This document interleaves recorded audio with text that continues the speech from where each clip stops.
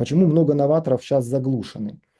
Система, новаторский потенциал заточила под общую гребенку. Мы все пошли в одну и ту же школу с руководителями, исполнителями, которых большинство.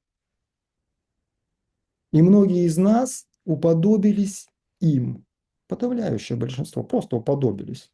Да, это вот все равно, что Маугли попал в волчью стаю. С волками жить, по волчьи выть, да, он, ну, то есть он в человеческом племени он уже, ему очень сложно.